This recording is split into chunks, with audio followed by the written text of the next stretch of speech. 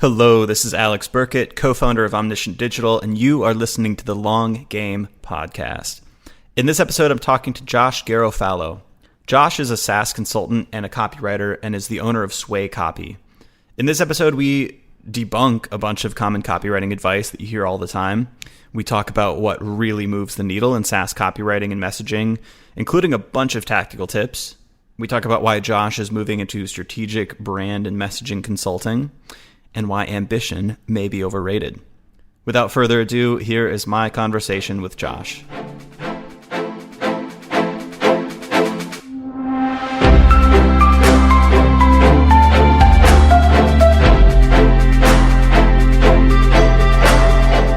I have a very high-level intro question. Do you remember the moment that you knew you wanted to be a copywriter? Yeah, actually, it was when I discovered Joanna Wiebe.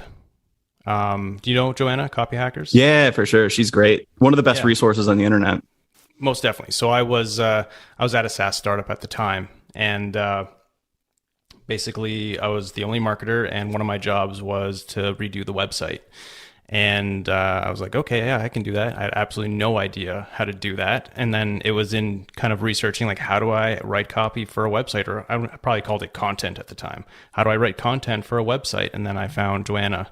And it was when I found her stuff that I realized that this writing thing, like, that in itself is an entire discipline. It's not just something marketers do on the side when they find time. And then I really got into it when Joanna Wiebe had a competition on her website. Basically asked, like, the most thoughtful comment or the comment that swayed her the most. I can't remember what the criteria was. They would get a free ticket to MicroConf in Vegas to hear her speak. And I won that contest. I went to Vegas, saw her speak, and it was there that she told me I should probably start a business focusing on this full time. And I did. Yeah, it's interesting. I feel like I've heard a lot of copywriters get into the game via Joanna Wiebe. Definitely. Yeah, I think that's the most common start. I don't know if it still is. It might be. I'm just so far away from those, from the early days. I was like 7 years ago. But yeah, she's still killing it. Not to go off on a tangent, but one of my favorite books that I've recently read, this audiobook by Norm Macdonald, he starts one chapter by saying, like, people come up to me and ask me all the time, how do you break out success in show business? What do you do? And I always tell them 3 words. Meet Adam Sandler. So it's like, to become a copywriter, it's like meet Joanna Wiebe, or at least read her content. I feel like that's mostly the answer. Exactly. Now she's got so many disciples. Like, I'm one person who credits a lot of their early days success to Joanna Wiebe, and there's a bunch of others, Joel Kletke, people in completely different niches as well. So we're all kind of preaching the same gospel that we learned from Joanna back in 2015. Did you have early roots as a writer? Did you like writing stories when you were a kid? Did you kind of know that you wanted to get into the world of words, or was that newfound upon getting into the marketing space? Yeah, I mean, I didn't know that I wanted to be a copywriter by any means, but writing was always the most comfortable way for me to communicate. I actually have on my website, like, I talk about an old story where I wanted a Nintendo 64, and my mom made me write a persuasive essay to convince her as to why I should have one. So I was like 10 years old at the time. And I guess that was kind of like my start, where I got a firsthand account of, like, if I can put together a good argument, I can get things. And again, like, it was never about being a writer or being a copywriter, but it was just always something that was central to who I was and how I got what I wanted. It's how I would reach out to an entrepreneur when I was like 16 or 17 and ask them to go to lunch with me.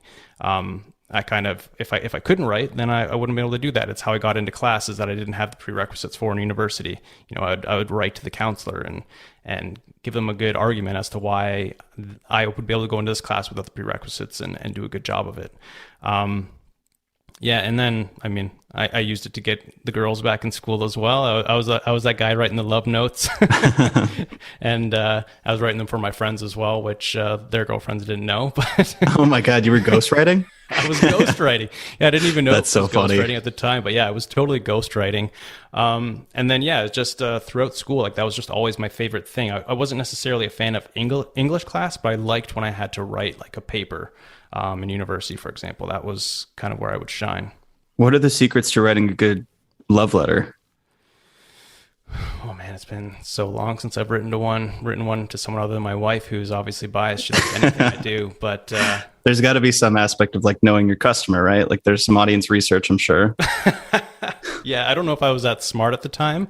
Yeah, I think it was really just like, I think I honestly, if I'm being honest, I got my lead from like rom-coms and like the love story movies, like the movies that guys wouldn't watch but all the girls loved.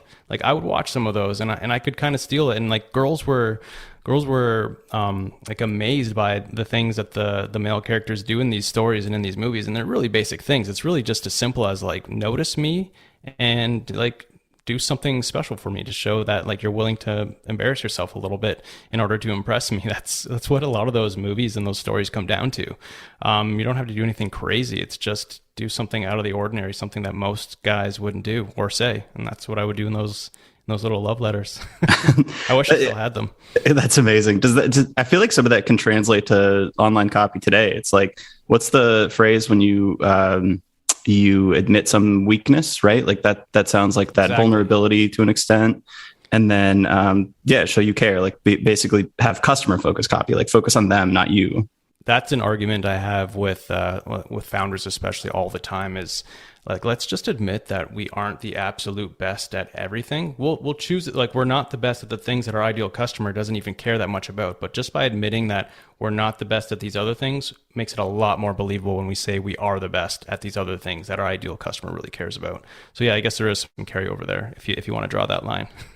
Yeah, it's interesting. I feel like you probably get some pushback on that, or I would imagine so, for many people who don't understand that psychological aspect, that like if you admit weakness, you actually build up the trust in other areas. And like clearly you can't be the best at everything, right? You see those comparison pages where it's just like, here's the competition, here's us, and it's like check marks for us on everything. They suck at everything, even though like they've been around forever and they've raised $200 million, but somehow they suck at everything. Yeah, that's not the way to do it. But that's a core principle, just admitting some weakness in order to make your strengths believable. And the thing is, it's weird that people fight back on this because we all do it in our everyday lives, and we recognize when other people do it too. Like if someone says, I'm an amazing writer, you're like, maybe, I don't know if I believe that. But if they're like, I'm an amazing writer, but like I cannot do algebra for the life of me, way more believable, because if they're willing to talk about what they actually suck at, then maybe we should also believe them when they say they're good at something. So it is intuitive, but when it comes to a founder and their business, they just don't want to admit weakness.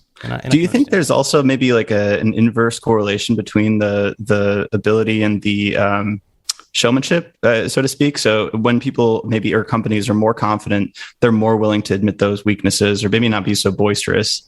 It reminds me of those, like the Twitter bio, like when you've not done much, it's like Forbes 30 under 30, like I'm an entrepreneur, this. And then there's like $1 billion founder who just says like, I build stuff, you know? Yeah, exactly. And I can even think about that in myself. Like when I was a student and I would go to a conference, like I would wear a suit because I was nothing, but I wanted to appear like I was something. And then you go to a conference now, and sometimes you'll see the guy who was just speaking on stage. He's got like a dirty baseball cap on, a hoodie, but he's got like $100 million company. And the reason he's able to do that is his actions, his deeds are speaking louder than anything he could show with his clothing. So yeah, I think it's the exact same thing. It's like, yeah, there's the concept in evolutionary biology called costly signaling. So it kind of explains like the peacock's tail and why it's so extravagant, which is actually like a survival hazard. It shows how fit they are because they're actually carrying a cost by that, right? Exactly. It shows how powerful you are by being willing to show weakness, right? Like that's a costly signal. So it's almost like this reverse showcase of power. Exactly. Yeah. It's funny how that works. That's true. So I stumbled into you. I feel like you bridge these worlds of CRO and copywriting, because I kind of associated you a lot with the CRO space. Do you find that you're a member of both of those tribes, or how do you think about your tribe membership, so to speak? Definitely, yeah. And before this, I was actually listening to your episode with Pep a little bit, and I think we're both battling something similar in that when we got started, it was all about CRO. And now we're starting to see the shift, and people like myself and definitely Pep and Andy Raskin and April Dunford moving away from we've got to optimize signups, we've got to optimize sales, and we're going to A/B test everything, even though we have absolutely no traffic and no conversion volume, and we're moving towards this space where it's a little bit more about branding. So yeah, I'm fighting that same fight where a lot of people see me as the CRO, and a lot of that is my fault. But now it's definitely moved towards copywriting still. That's kind of where I execute, where people get to see the results. But I've also moved up quite a bit over the years. So I'm doing a lot more of the positioning strategy, the messaging strategy, the customer and competitor research. And that's been out of necessity, just like signing up on a project. They need copy. I realize all the inputs I need to do really good copy aren't there. And so, over the last 7 years, I've learned how to do all that stuff out of necessity. So that's where I'm at more these days.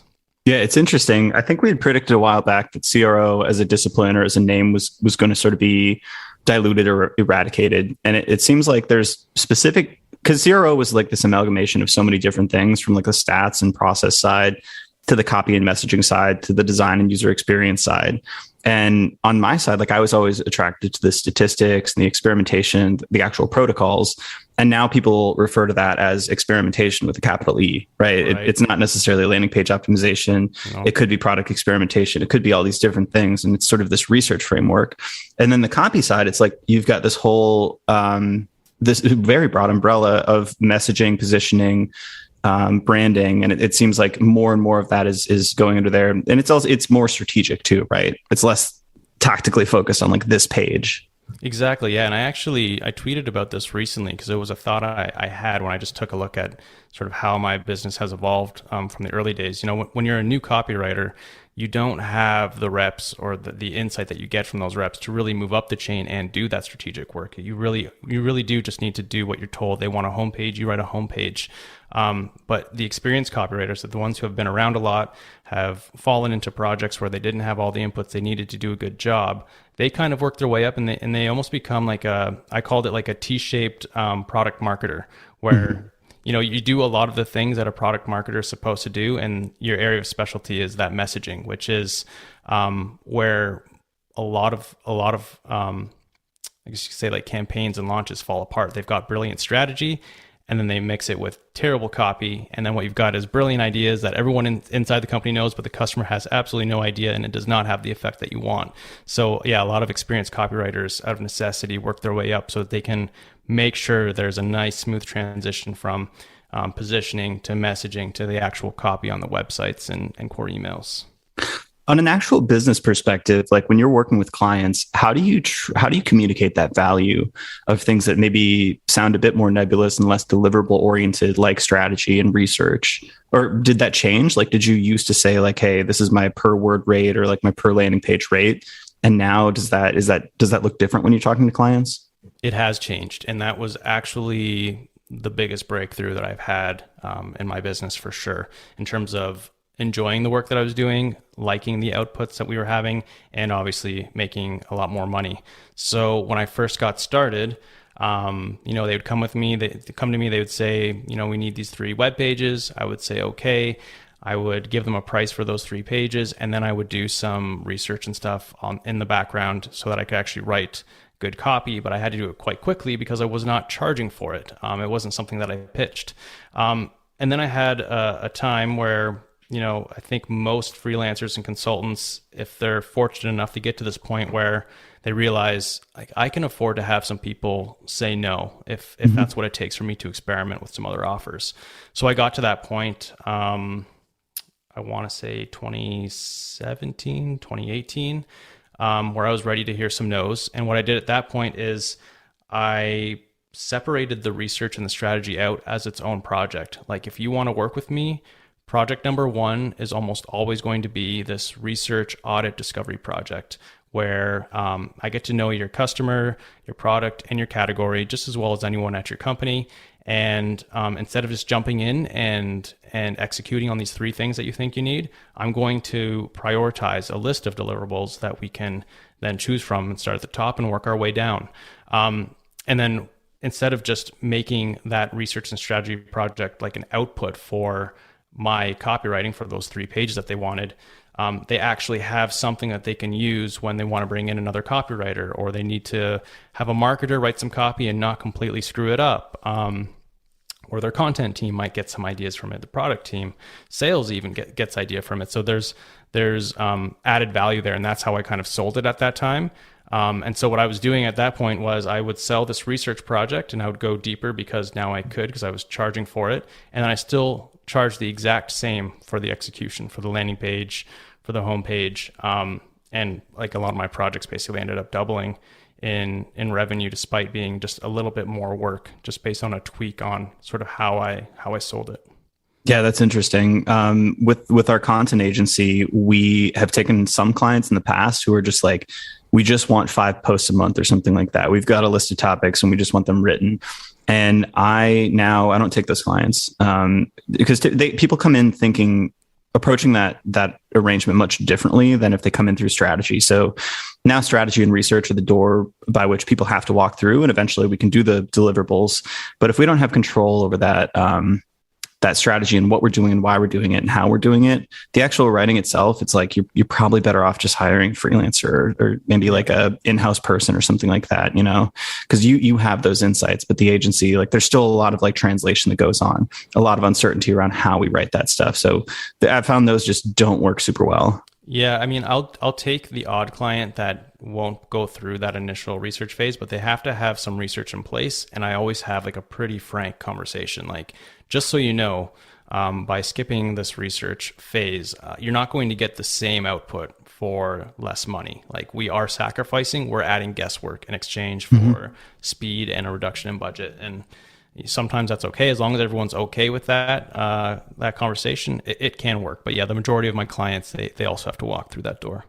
What kind of research do you look for to have in place on one of those engagements, or what kind of research do you typically do to start copywriting? Yeah, so the most important work for me is definitely customer interviews, customer surveys, and message mining. So with all 3 of those, I'm basically getting at that before, during, after story. And I'm also getting into like a why us and not them story. Like why, in most SaaS categories, are extremely crowded.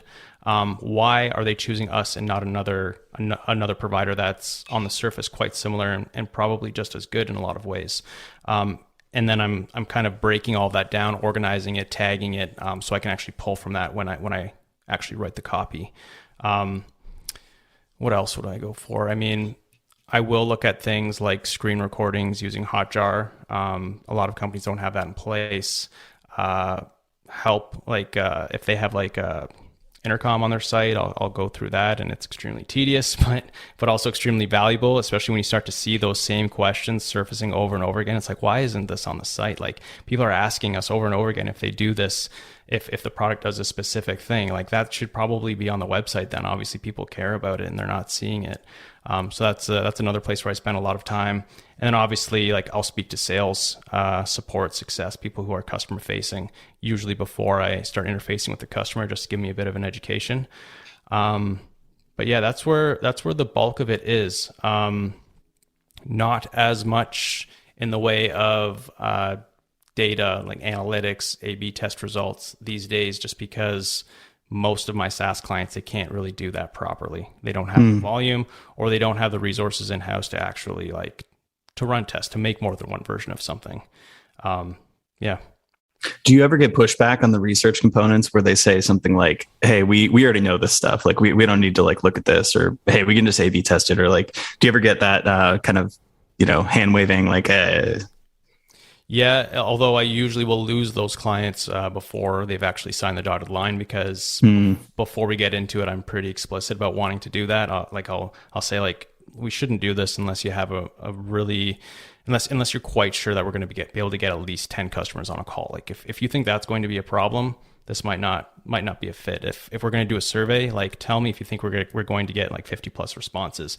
If you think we're going to get 6, like tell me, so that we don't bother with that. But yeah, there is some pushback. And usually what I've learned over time is when you get a lot of pushback on that, it's because you're getting hired to do the job that you can't actually do, which is, I guess you could say, like, polish a turd. They know their product kind of sucks. No one's going to want to talk to you about it. And if they do, they're not going to say nice things.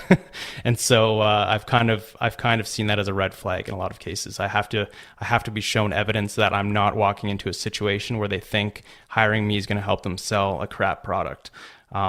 That's hard won. That's hard won experience. I definitely got hired to polish some turds early on. Yeah, man, I could definitely see that. Yeah. What kind of, do you have questions in mind when this insight around like why choose us over the others? That's an interesting insight. How do you provoke that? How do you get to that insight? Yeah, I mean, it's pretty basic, and I'm actually amazed that when I ask a client's customer, like, before you chose my client, what were you considering or what were you using? I've actually had a lot of people where they're like, hang on just a second.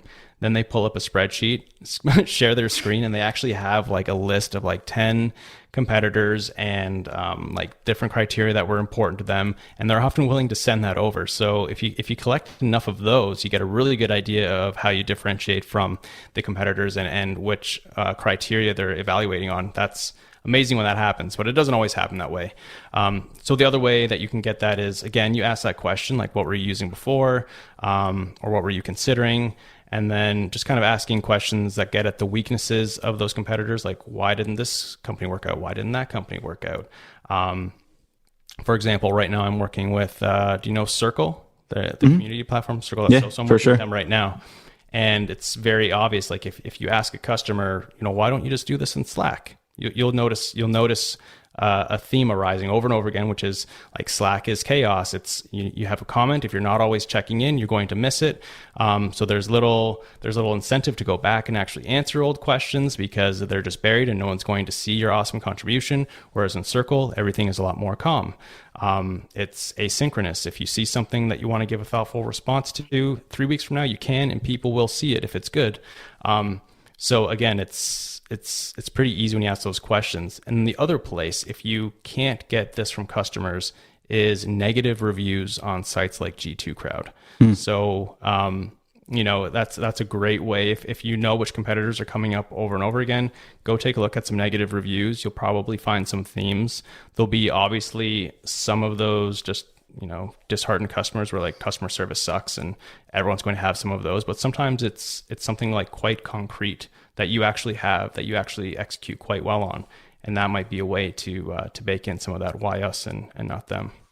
The review site's interesting. I can't believe people actually give bad reviews on G2. Like, I always thought those were just like incentivized from the company. Like you have some sort of a referral, review, rewards, customer marketing type program that incentivizes those. But you really have to go out of your way to like fill out a whole review that, especially like a 3-star, right? If it's a 1-star, it kind of makes sense because you're so pissed off. But like those 2-3 stars where it's very detailed, I'm amazed that people put the time into those. Oh yeah, and if you're going to use that tactic, I mean, the 1-star reviews aren't usually where the money's at. Those are just people who are pissed off, and you're probably not going to do something to make those people happy. But the 2 and 3 stars, those are the people where it's like, there was potential here, but there was just something really important missing that I thought would be here that I really needed. And that's where you might find some money ideas for sure. For the interviews and the surveys, like who do you ask these questions to and when? Like, is it going to be a power user, somebody who just purchased, somebody who is thinking about purchasing, like a prospect, or how do you kind of hone in on who to talk to? Yeah, that depends a lot on the timeline and the budget, but most cases, I want a customer who's actually using the product, has value. A question I'll often ask like my client to give them ideas of who they should connect me with is like, which customer would you love to replicate over and over again? Let's get on a call with them. And then the other thing is, I don't want it to be like 5 years since they signed up, because everything's changed. The landscape has changed. The product has changed. Their business has changed. So that customer who jumps in, is getting actual value from it, is enjoying the product, and probably signed up within like the past 6 months to a year. It's usually fresh enough where they can actually talk about that experience where they were actually evaluating competitors and switching and what caused them to look for a solution and switch. Because as we all know, the cost of switching is something that you have to overcome. You can't just be a little bit better. So there's valuable insight there.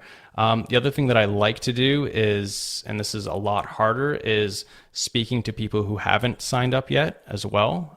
And it's just harder to speak to these people because they're less invested. Like it's harder to get them onto a call. But if you can, it's enlightening to see like what it is that's stopping them from signing up, and yet they're still invested enough to speak to you. So those people can also be super valuable. And to a lesser extent, you speak to people who have churned from the project or from the product. That's not usually my wheelhouse. Yeah, I feel like also, so the prospects is interesting. Like we do that with our sales process, and these are like sales questions. They're, facilitating a close, but they're also very good for customer research.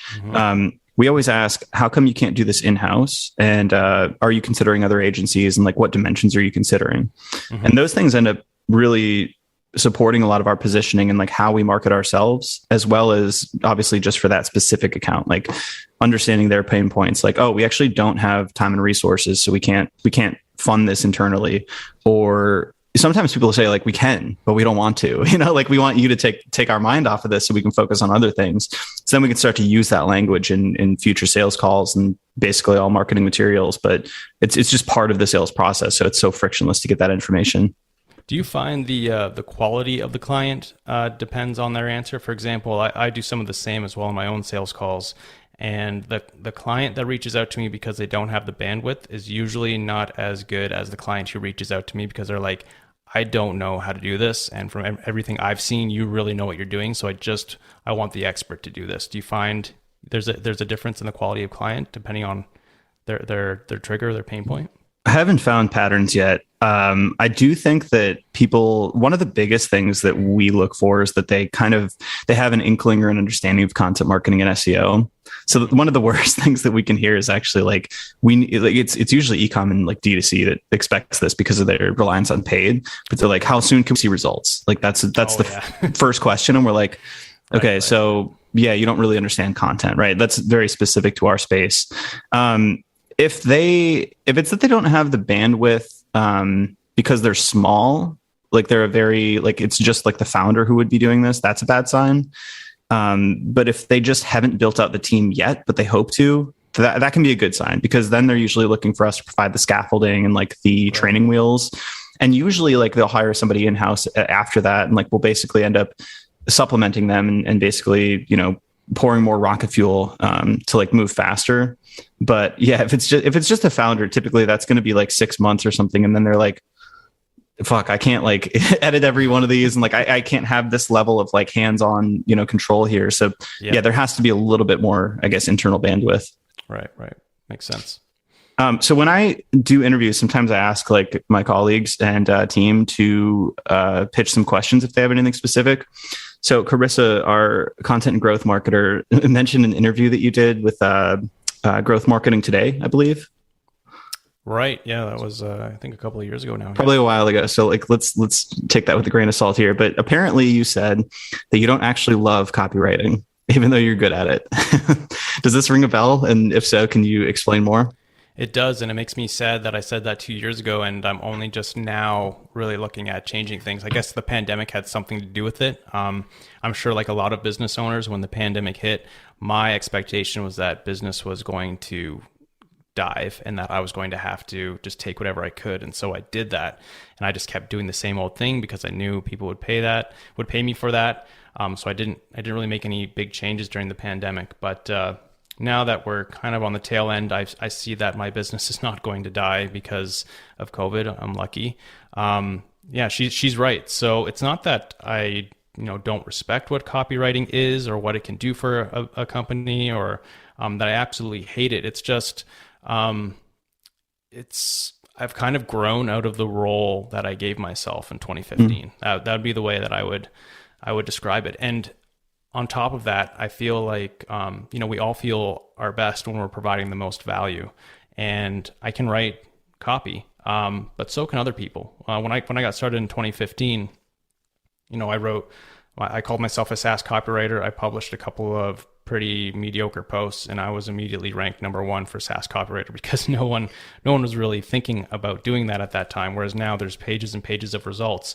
What these people that are now joining me in the search results don't have is 7 years and over 100 SaaS clients under their belt.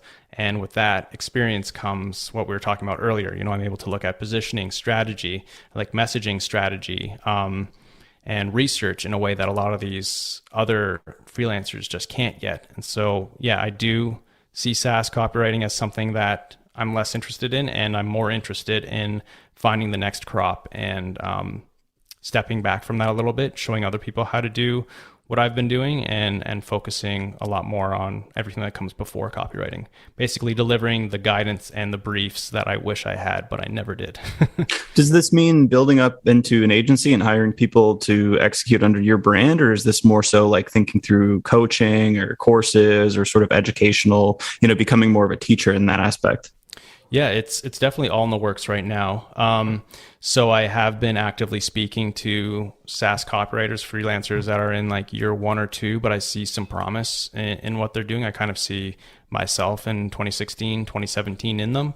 So I've definitely be thinking about at least contracting to start. I don't know if I would do a full-time hire right off the bat, just to kind of test that out and see how that works. I have been doing some coaching as well. I've taken on one client. I've turned away basically everybody else. So I wasn't sure if it was something I wanted to do, but the right person reached out where I thought I could get some real wins for them right away. And I have. So that's also in the books, but yeah, the main goal is just to get to a point where I'm not logging in to Google Sheets or Balsamiq and wireframing and writing copy, because I've just done it so many times now. And I think there's other people that can do a really good job of it as well, especially if they have some of my guidance along the way. Yeah. So I think about this concept of like the anti-day, or like what I don't want to spend my time doing often. And like I use that to reflect on what I do want to spend my time doing. So what is the ideal life for you? Or what's the idea? Like you wake up on a Tuesday, like what do you spend time doing? And you can even frame it from the opposite. Like what do you not want to do when you wake up on a Tuesday? Yeah. So when I wake up on a Tuesday, I do not want to be, as I said, logging into Google Sheets, taking a look at all of my research, and then fussing over headlines, subheadlines, body copy, and wireframes, which is honestly how I spend a lot of Tuesdays right now. But I have gotten a lot better at closing those research strategy positioning projects where the copywriting isn't even part of it. So I do have some of that work mixed in now. Yeah, actually, that's an interesting question. I think you asked something similar to Pep, or at least Pep was talking about, why does he keep building businesses? Yeah, he had a great answer there. He did. And mine is kind of similar, and I was happy to hear it because, except he wants to win at capitalism. I don't have a strong desire to win at capitalism. I'm not anti-capitalist. It's just I have what I need, and I'm happy with that. So the reason I would have told you in 2016 that I'm probably going to do this for the rest of my life is because like all I care about is doing something that people value enough to pay me good money, where I have control over my time and I can live the type of life I want to live. But what's happened is I'm bored. And so it's not winning capitalism. It's not getting rich that's motivating me. I'd be happy to make the same amount of money, just being less bored. And so that's what I'm working towards now, is making the same amount of money, or even a little bit less if that's what's required for a little while, but to actually enjoy the work again, like I did in 2015, 2016. So my ideal day would be waking up on a Tuesday, go through a little basic morning routine, and then have the work that I do be more like on the advisory level. So speaking to founders, having them ask me questions, answer their questions, speaking to freelancers or employees, answering their questions and helping them move forward, versus me actually going in and doing all of the execution work myself. I think that's the next dream that I'm working towards. And I'm sure that won't be the end as well. I'll get bored of that too and have to find something else. But I think that's the next stop for me. I really resonate with that. I think Nassim Taleb has some quote around like the only rule is avoid boredom. And yeah, I find that there's this conversation around burnout nowadays that actually negates to talk about the fact that boredom leads to burnout just as often as overwork does. And in fact, if you're very strenuously working towards something you really enjoy or is challenging in the appropriate way, I find that I can work twice as long. But if it's boring, I'm like, I can't even like physically open my laptop sometimes. Like it's just so mind numbing to me that I feel this sense of apathy and burnout. And I think that's under talked about now. It's nice that we're going into burnout and talking about like self-care, but there's also an aspect to it that challenge will light you up in a way that actually makes you want to spend the extra hours.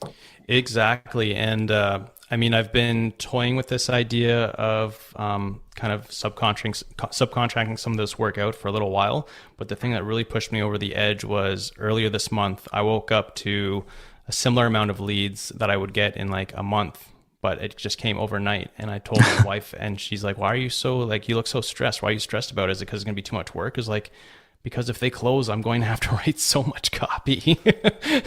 And so it was like kind of at that point where I was like, I should not be sad when my inbox is like lighting up with leads. I should be excited about that. The problem is not the leads. The problem is I'm still making myself do a lot of the work that, like you said, like I'm bored of. I'm bored of doing it.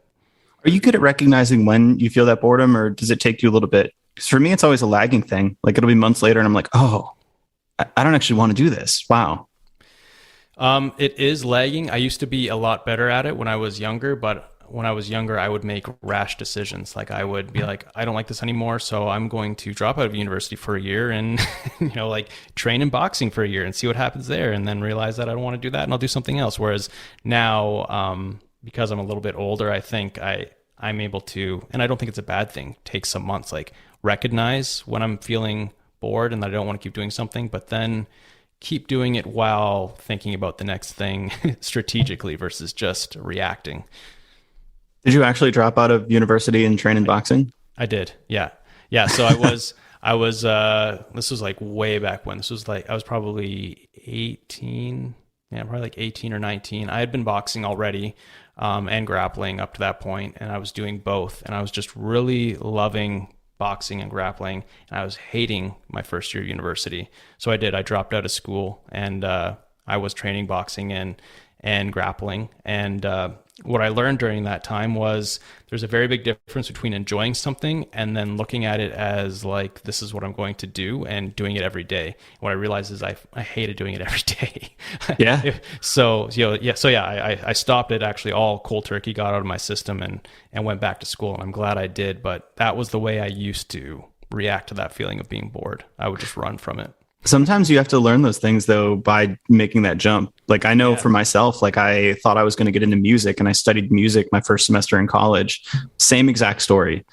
Once I started doing it every day and breaking things down at the level of like, intricate music theory, I stopped enjoying it. And I'm like, you know what, maybe I'll just do business and play a little guitar on the weekends. Like that's probably sufficient.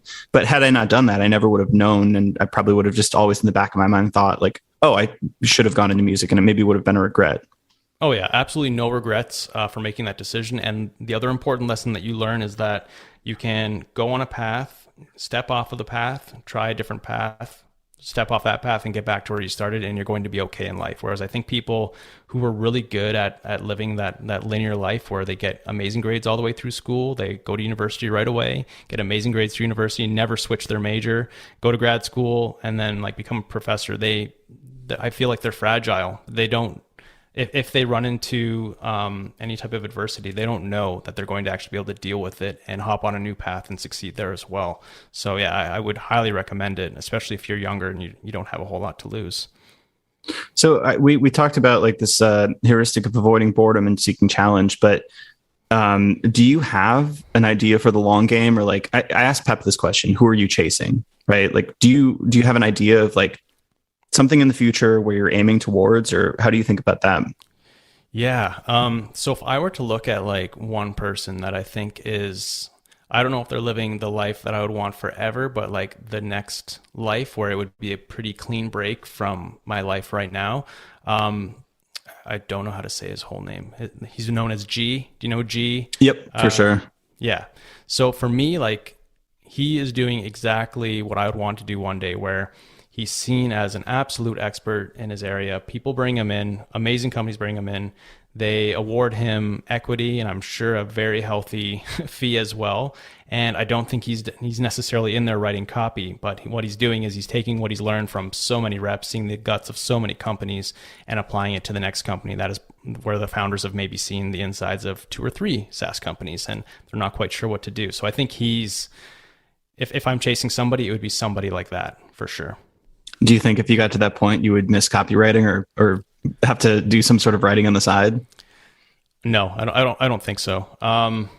No. And again, it's not because I don't like copywriting or it's not useful. It's just I've done, like, I would hate to look at how much copy I've actually written over the past 7 years. It'd be tombs of copy, I'm sure.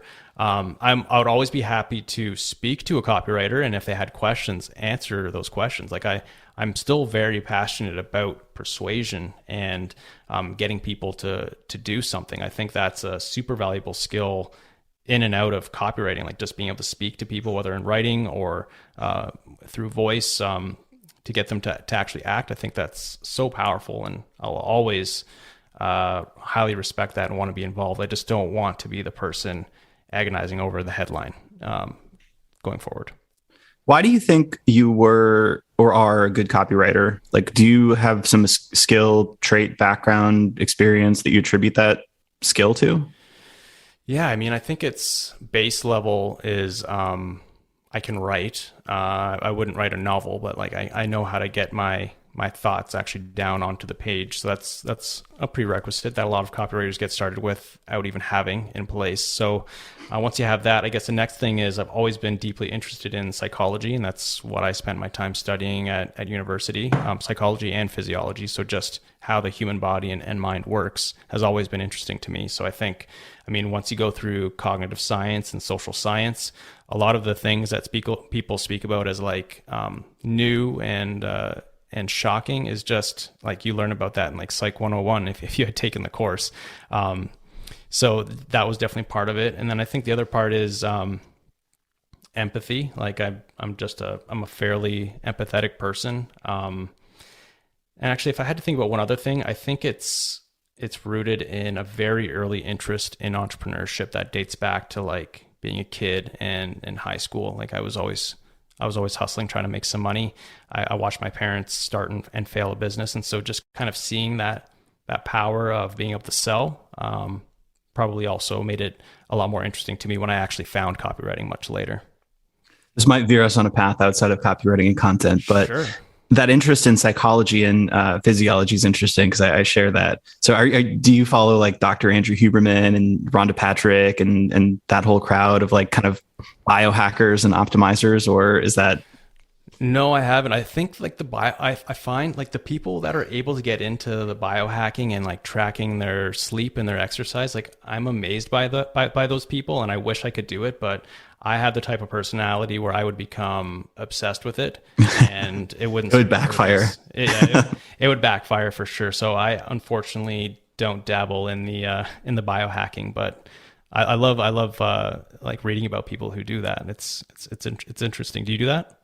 Yeah, I'm trying to get out of it actually, because it's the same thing. Like I found myself optimized in every area of my life except sleep. And then I started to think like, maybe it's because I'm so fucking stressed about every other part of my life that I'm tracking, and, you know, I've got my Aura ring on, and it's like, maybe if I just walked outside more, I would probably be able to sleep better. Right. Yeah. It's almost like the ground level foundations are the same. You have to go through this like trough where you're like, you know, doing all this crazy stuff, and then you realize the error of your ways and you go back to the basics again. So exactly. And like, just like a real example for me is I was always into, and I still do, like I have a nice gym downstairs in the basement, but like I like to lift weights.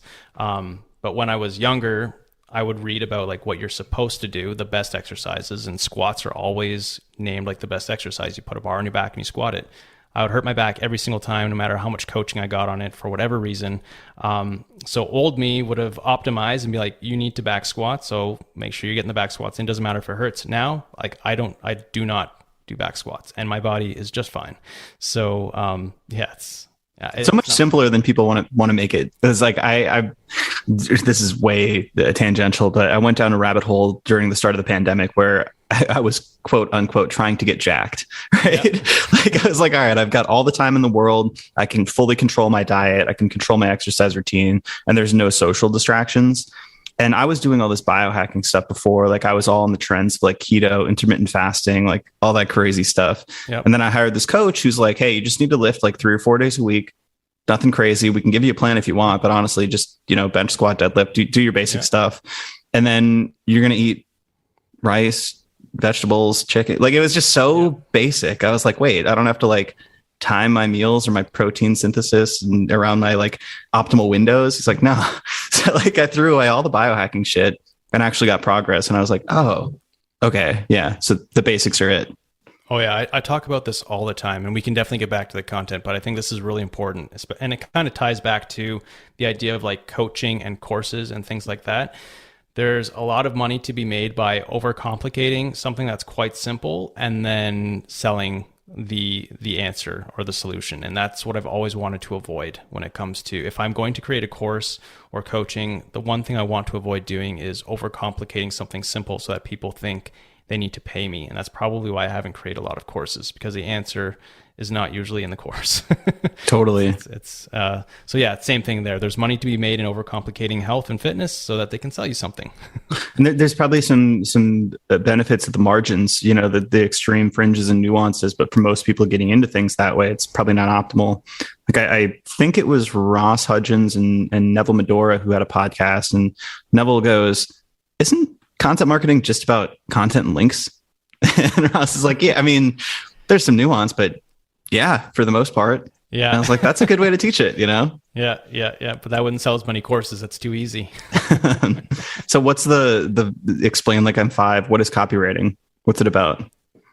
Yeah, I would describe it as getting someone to do something that's in their best interest through the written word. And I think that in their best interest is an important part. That's what differentiates copywriting and persuasion from manipulation, which I think is what most people are thinking about when they say like selling is gross.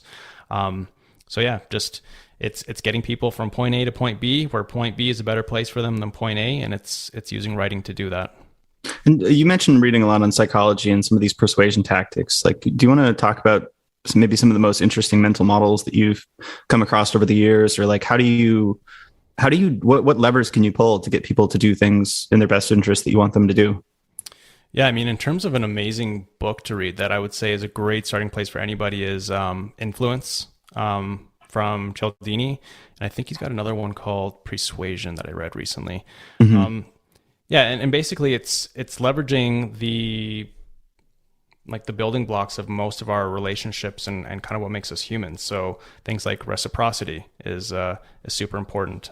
Future pacing, we're all trying to be a better version of ourselves. So if you're writing copy and you can show them like, this is where you are right now, this is where you're going to be, that's also important, which kind of gets at empathy as well, which is another pretty core attribute of being human. If you can show people that you understand their current place, they're more likely to believe that you have a way to get them to this more desired future state. I would say those are a few of the big ones. And obviously there's little like mental tricks you can play, like urgency and things like that. But I feel like maybe at least in SaaS, people are wising up to that a little bit. You're typically selling to a more educated, sophisticated buyer, and they can kind of see through those tactics that might work in like the, health and fitness and financial, like direct response niche, for example. I think you need to stay away from some of that. But yeah, it's really just the basics of showing people that you understand where they are right now. You have a good idea of where they're trying to go. You have a path to get them there. You give them value before you ask for anything. I mean, those basic things will take you a long way in themselves. So I know we talk about like benefits versus features and emotions versus kind of rational thinking. And that's probably a needless dichotomy. But I would imagine that SaaS companies, especially the enterprise B2B ones, like probably over leverage the rational, the feature-based stuff. And this stuff that you're talking about here sounds like it falls much more on the side of the emotional, the persuasive, the benefits driven, right? So do you have to bridge that gulf when you're talking to clients? Like, do you ever get pushed back and say like, hey, like, even though this is a enterprise B2B product, like these people are still humans and they still respond to the same triggers like social proof, reciprocity, etc.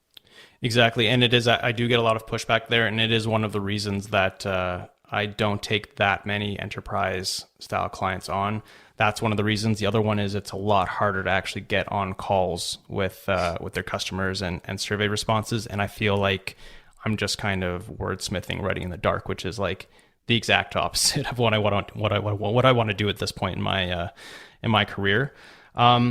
And I will say, though, that there is a time and a place for that kind of dense feature capability type copy. And I found that to be most effective with like a very technical crowd. So if you're selling an enterprise product where the person landing on the website and making decisions is like the CTO, don't try to like sugarcoat what you're talking about. Like they know what they're talking about. They want to see a lot of that. I guess you could say like the documentation even can be a good selling tool for them. They want to see the nuts and bolts of the product, and from there they will be able to discern whether or not it's going to do the things they need to do. They don't want you to be like, don't worry about features. Like these 3 benefits are what you're going to get from the product. You know, you can just trust us, sign up for a demo and buy the product, and then you'll be able to realize these benefits. They want to see the nuts and bolts. So there is a time and place for the feature capability driven copy that I don't think gets spoken about enough. It's almost just repeated without thinking about it, that you should just focus on benefits. But yeah, for sure I run into that. I have kind of a wild thought with the enterprise. First off, I don't think they actually talk to customers. I don't know if that's controversial, but I don't think enterprises talk to customers. But second, I wonder if, forget like very specific technical features. I wonder if there's a cargo cult thing going on, or like a prototypicality where if it's jargon, if it looks and feels like an enterprise site, long form, small text, language that doesn't make sense, that almost helps. Yeah, right. Like I wonder if it looked too modern, people would almost have like this subconscious belief that their superior is not going to take it seriously because it doesn't look enterprise. And I don't know, maybe it would backfire if you actually added like what is almost objectively good copy. That's actually a fair point. No, that makes a lot of sense. And I don't think I've ever been given the freedom to actually test that hypothesis. It always still ends up ending up looking like a typical enterprise site. But it's totally understandable that if you're used to seeing a certain type of website in an enterprise company and you've had good results with them after you got past their crappy copy and their terrible website, and then you come to a site that looks like a MarTech startup, yeah, you might be thinking like, yeah, they're just trying to get enterprise money for an SMB product. So there's something there, but I really hope that over time we can shift it away, because I don't think an enterprise website has to be so terrible. Yeah, I hope so. I also have a conspiracy theory that they make it deliberately confusing, so you have to get on a demo to understand what the product does. Because sometimes I know a product and I know the space, but when I look at their website, I'm like, if I was new to this, I would have no clue what this does. I would have to talk to somebody just like by necessity. Yeah, and if they're a large enterprise company, it could be that, but it could also be one of the reasons that I like my sweet spot is usually like that Series A, Series B, fairly small company, is that the committee hasn't really taken over yet. Whereas when they get to be a huge established enterprise company, like every decision, every word is being run by, or is going to go by like 10 people. They're all going to have their own inputs. And what you get in the end is just a mishmash of what everybody wants. And it reads a lot like an enterprise website. Yeah, for sure. Not very compelling, no clear point of view. It's just, it's the copy, the messaging that doesn't offend anybody on the committee. Yeah. So outside of like copy by committee, which I think is incredibly common, are there common copywriting mistakes that you see companies making? I'm trying to think if there's something that's like just small and tactical. I guess one thing that I see on a lot of websites that I think is a missed opportunity is testimonials that have either been dumbed down, so they're just like a nice pithy 1 or 2 lines that basically say this product is amazing.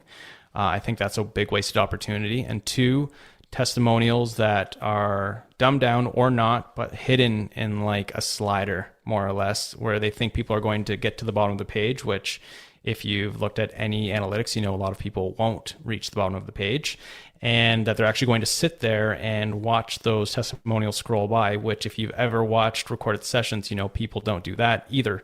I think there's a much better use for social proof, and that is let it be a little bit longer, let it be specific, but then make sure it's contextual so that it's actually like slotted in alongside something you just said. So you can build this pattern of we say something, we make a claim, and then we show you that a real customer is saying the exact same thing, basically echoing it back. I think that's a much better use of social proof. I mean, some basics that I'm sure you heard at your time at CXL, Pep, talk about the sliders, useless, like in the hero section, Totally. terrible.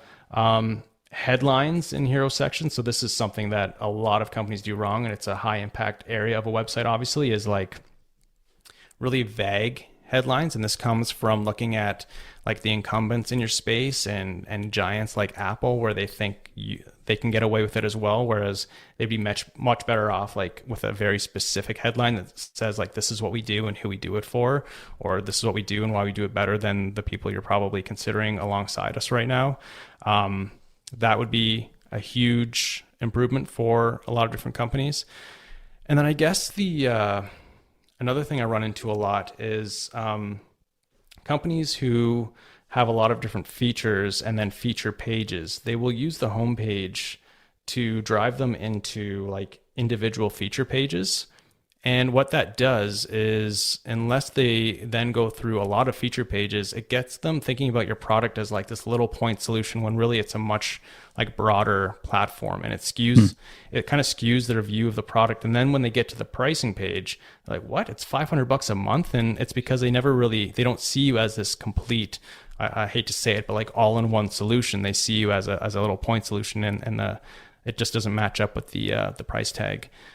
So those would be like a few high level things that I think a lot of people listening could go to their site and be like, oh crap, we're doing all those things. Yeah, seriously, that's super useful. And that problem of like the multiple product and feature areas, I feel like that could get pretty complex, but I hadn't really thought of it that way in terms of like the holistic pricing and the holistic look at it versus the specifics. The other thing actually that I'm sure almost everyone would find if they had some recorded sessions using something like Hotjar or Full Story is you will see people land on your homepage and then immediately go to the pricing page to see if they should even be considering this, like if it's in their price range. And what most pricing pages do is you'll click over to it and then you'll have your tiers right there, and you'll see it's like 3 tiers. But if you think about that common pattern of landing on the homepage and going right to the pricing page, those prices aren't attached to any type of value. You have really no idea what you're getting for those prices. So what I like to do actually is, if someone clicks on a pricing page, at the very top, it might say something like pricing or a headline that alludes to the fact they're on the pricing page, a testimonial or two that talk about ROI. So not just like this is a great product, but we're able to do so-and-so 5 times faster, or we've saved $50,000 this year because of this product. Then maybe like 3 to 6 of like the core benefits, features, or capabilities that people value, and then the pricing table. So that if someone just goes right to the pricing page, in a little bit, they'll see that like whatever price you're going to see, there's an ROI on it. People are getting an ROI, and they have at least a high level of what they're getting for that money. So I think that's another opportunity for a lot of people. That is genius. That's amazing.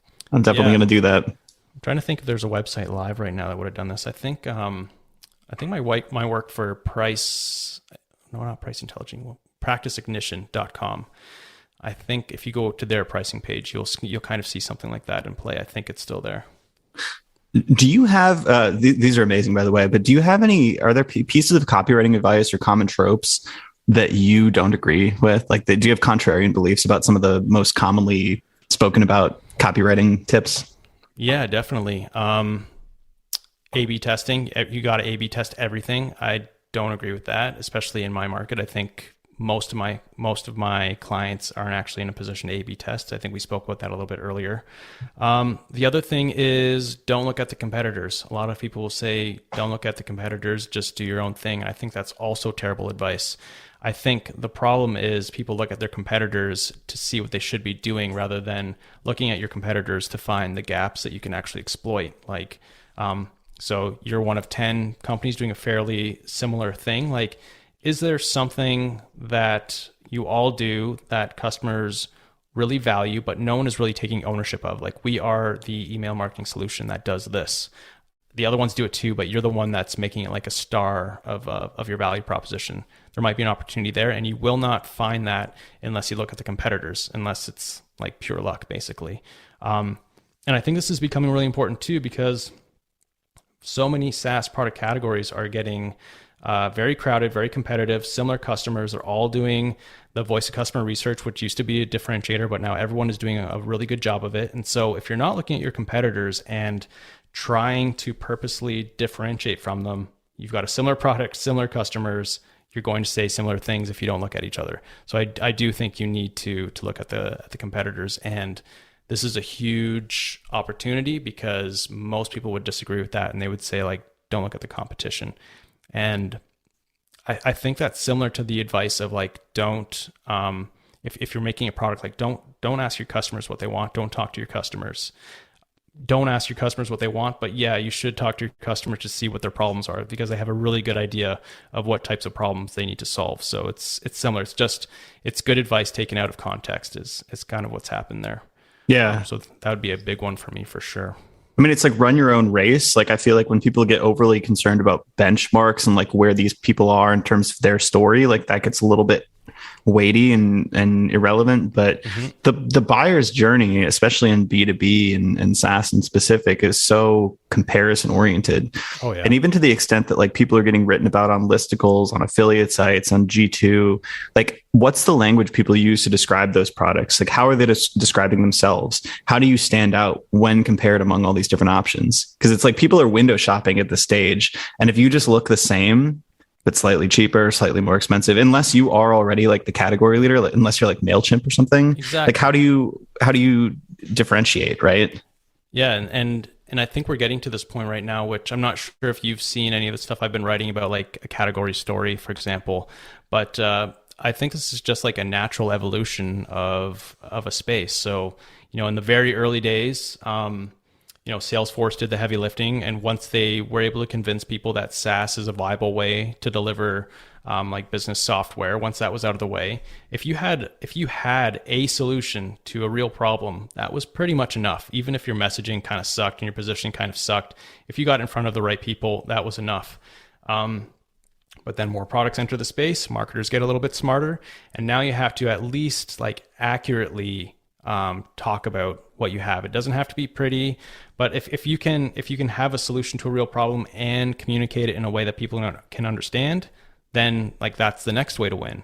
And then after that, it's like you need to have the product, you need to be clear in what you do and communicate it clearly, but you also need to like pile on the voice of the customer, like this layer of the voice of the customer. And that's how you get that relatable copy that, the end user or the technical person doesn't necessarily need, but the buyer does need this kind of voice of customer. And now I think we're getting to this place where marketers are even smarter. They're doing the voice of customer. There's a lot of good products.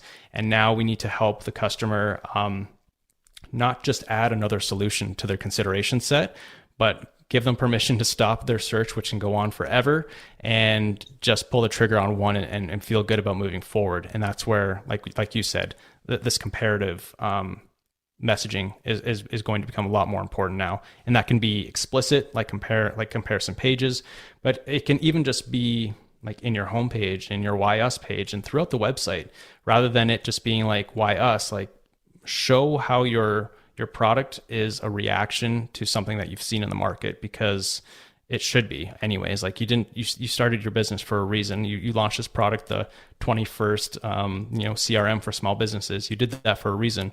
What was the gap that you saw? Like, let's message to that. That would be a way to stand out and help people actually make a decision. Yeah, it's cool. And I feel like all this maps back to where we started the conversation, which is like positioning and product strategy. And like, how do you answer that question? Like, is this the best product, but is this the best product for me? And how do you carve that space out? And I feel like that just has to map back up to like your overall positioning and strategy. Exactly. Yep. 100%. Do you want to do some rapid fire non-content questions? Sure.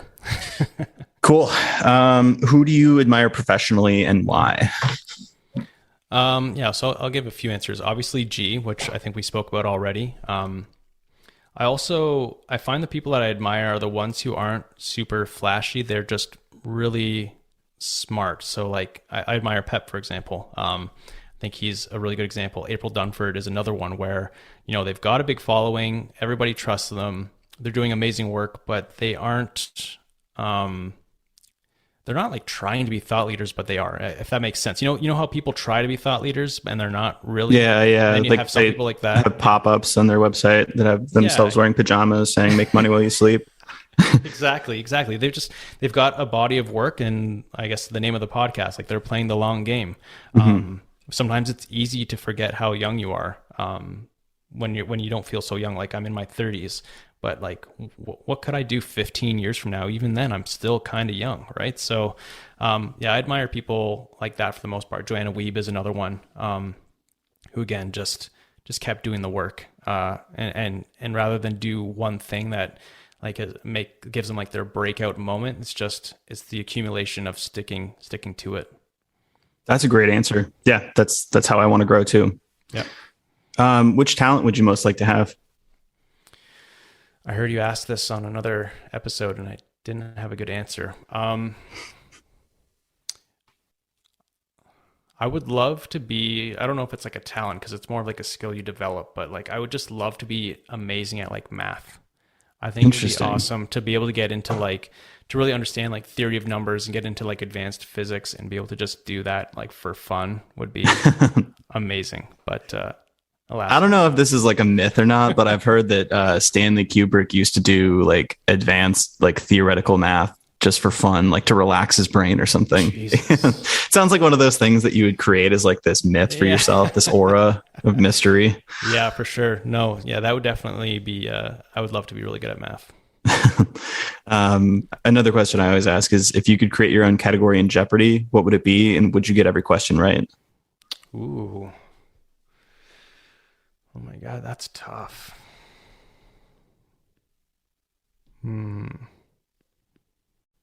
I think maybe this goes back to those love letters. I've always been a bit of a romantic, but I think I've got a really good handle on like the topic of marriage, like how to actually make a relationship work. And I think I would get a lot of those answers right.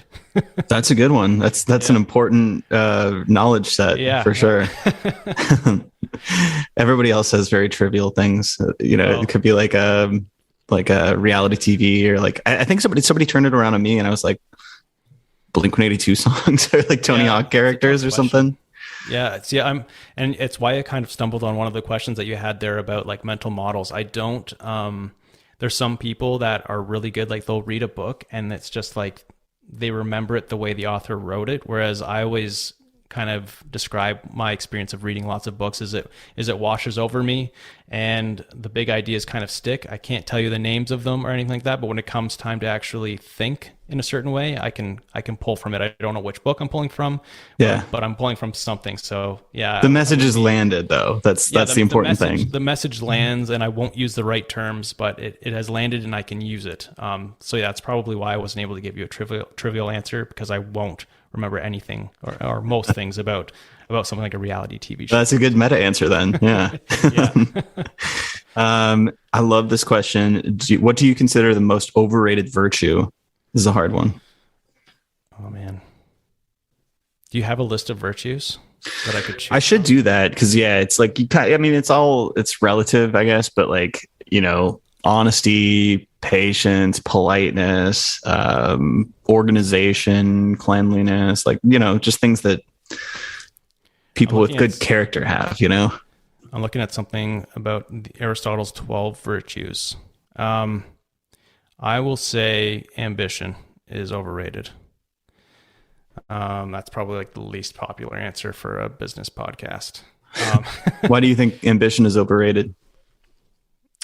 I don't know. Like, I guess at the risk of getting too deep, no matter what you accomplish here, it's still small potatoes in the grand scheme of things. So I think it's far more important to just make sure that you're enjoying your life and helping other people around you enjoy theirs as well. If ambition helps with that, fine. But if you actually think that, by building a $100 million or a $1 billion business, that you've actually done something amazing in and of itself because you've got a bunch of money and people think you're amazing, like I just think that's you haven't actually really done anything of substance. This is just one little planet in a very big universe, and there's lots of people before us and lots of people after us. And who was it?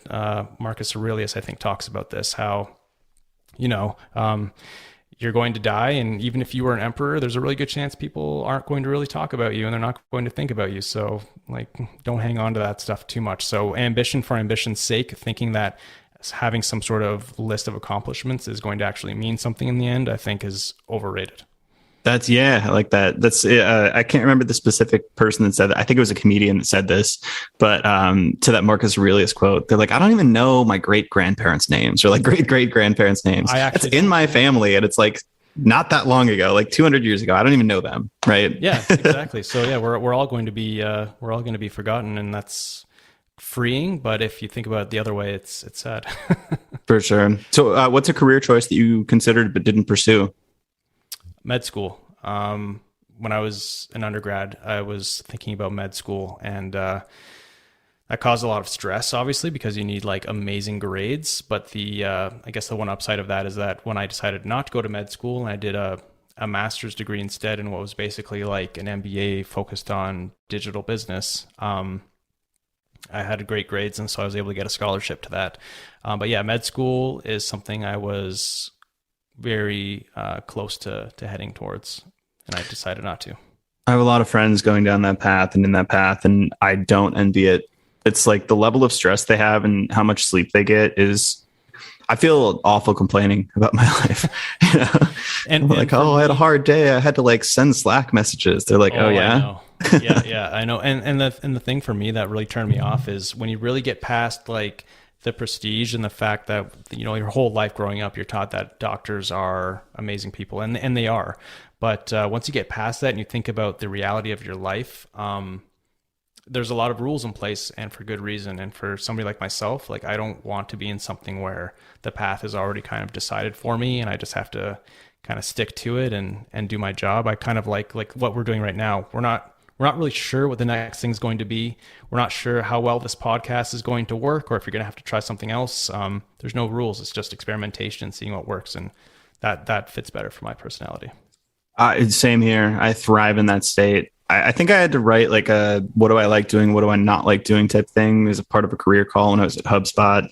And the thing that came up in mind when I was thinking about what I don't like doing is anytime I'm like told specifically what to do, like exact instructions, and I just feel like I'm on some assembly line, regardless of how hard the problem is in front of me, it just feels, I don't know, stultifying. It's something where I just like completely glaze over and I lose interest. And exactly. I had a brief flash where I was like, maybe medical school. This is pretty early on. I thought about law school too, but yeah, my uncle's in the medical field, and he's like, oh, you could choose this path. And just started thinking I'm like, this would be interesting, probably intellectually, but the same thing deterred me, which was this is a very linear, very carved out path, and I want a little more uncertainty. Exactly. Yeah. So that's why we find ourselves where we are. For sure. Easy last one. Where can people find you online? What do you want to promote? What do you want to talk about here? Yeah. So in terms of like, if you're listening to this and you think you might want to work with me, swaycopy.com, that's my main website. If this idea of telling like a why us and not them story kind of resonated, what I briefly called a category story, I have a newsletter there right now. It's completely free, categorystory.com. And in terms of social media, at SwayCopy on Twitter is probably the best place to find me. Hell yeah. Well, thank you so much. This was awesome. Super fun. Thank you.